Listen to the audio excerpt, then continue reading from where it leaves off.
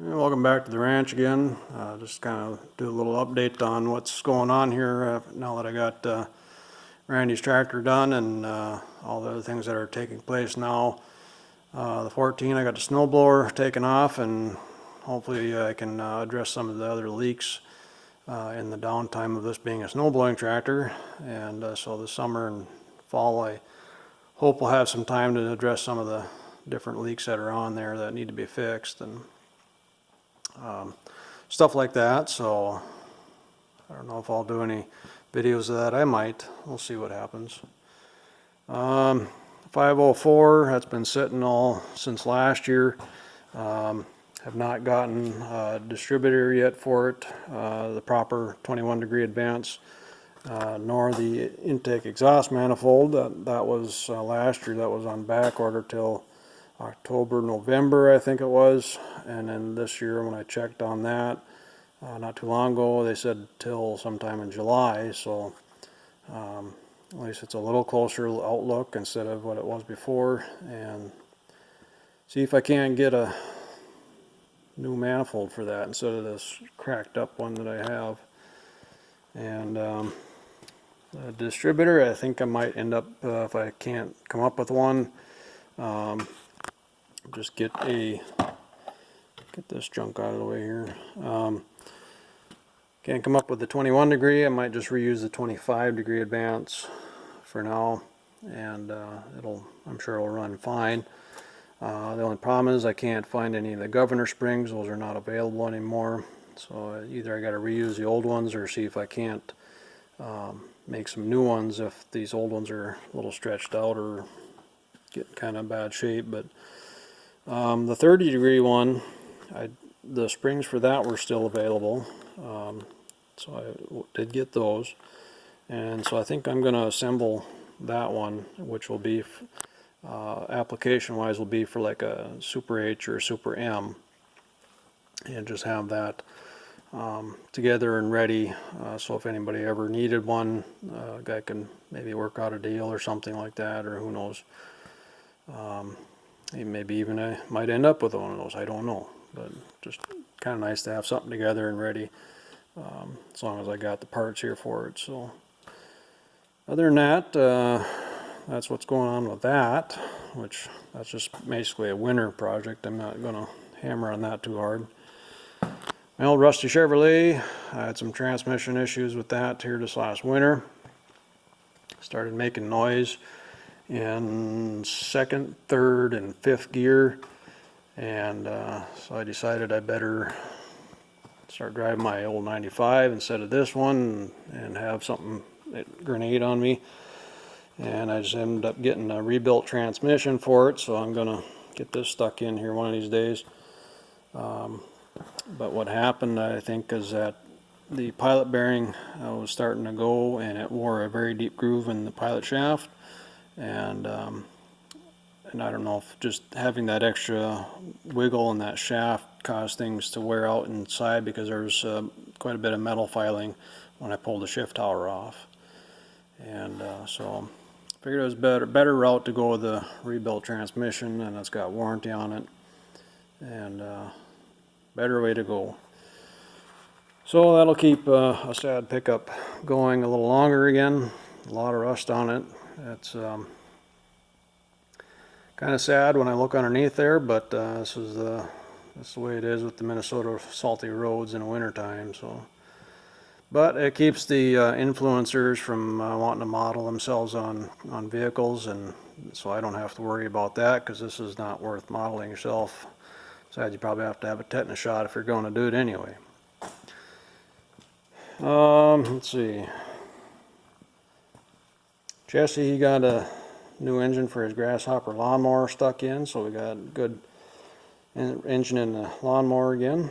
And haven't really looked at what happened in that one, but it wasn't running very good at all last year. And in the meantime, when I needed a little bit of mowing it, we used Dad's old mower, and then that one started acting up.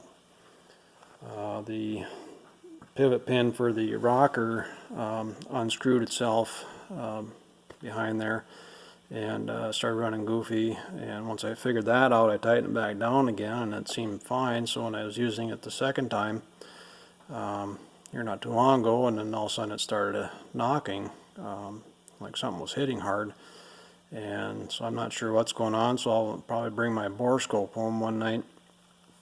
We'll pull the spark plug out and take a look inside the cylinder there and see if there's anything obvious. Otherwise, I'm not sure what we'll do with this one. It's a decent shape and all. It'd be kind of sad just to let it be a big pile of junk just because of that. If it's something that we could easily fix. It's got 900 hours, over 900 hours on it, so it's quite a bit for lawnmower, I guess. Anyway, I got that going on. Let's see what else. Oh, my wood splitter. Still gotta get that revamped so that the splitting action will be on the bottom side instead of the top, and so I can just sit in the skid steer and split wood instead of having to run outside and lift all that heavy stuff on there, and just get rid of all that valve and hose and all that stuff, and just go right straight to the cylinder, to the skid steer. That'll make life a little easier. But other than that, just trying to keep up with my own mess around here is enough of a chore too. And but I'm hoping someday I can get the drawers and stuff made for under the bench. That'll clean up a lot of them tools I got stacked in on the pails and stuff there. And what else? Oh, my decorations there. I still want to get my Case IH sign up in the corner over there that I had saved from, that had come from the Perm store. And maybe get a light behind it so that I can light it up too. But otherwise, I like my decorations up there. It makes it seem a little more homey, I guess. So other than that, that's what I got going on in the shop. But outside, I got the garden and the lawn all to take care of. But the nice thing is now about the lawn, it's all like a drought, so not worrying about the grass growing too much. So we'll go take a peek at the garden here and show you what's going on there. Okay, and at the garden I got one row of some flowers. I got snapdragons, marigolds, and I don't remember what these were. These are actually volunteers. They popped up in this corner. I don't remember if I planted them last year or if it was the year before, but I was surprised to see them growing here this year. Let's see, and then I got a bunch of leeks. I'm trying leeks this year. Everything's looking really sad with this 90-degree plus weather here that we've been having there, so I had to water like crazy. Brussels sprouts, and I got cauliflower, and broccoli. I got white onions, different peppers. See, that one's the red bell, yellow and orange back there. I got jalapeno and mixed mini bell. And we got 2 rows of cabbage so we can make our sauerkraut and whatever else we do with it. Got a couple rows of the yellow onions, a couple rows of carrots, and 1 row of beets. I'm going to try some beets this year, and they're already popping up. This was all planted last week, and even the carrots are starting to poke through. And so I just watered here this afternoon. Try to keep everything thriving a little bit here. It's like I said, when it's so hot here, everything looks so sad, and it's hard to get it established. But I guess as long as it's putting down some roots, it'll eventually take off. But man, we sure need a good rain here to get it all going.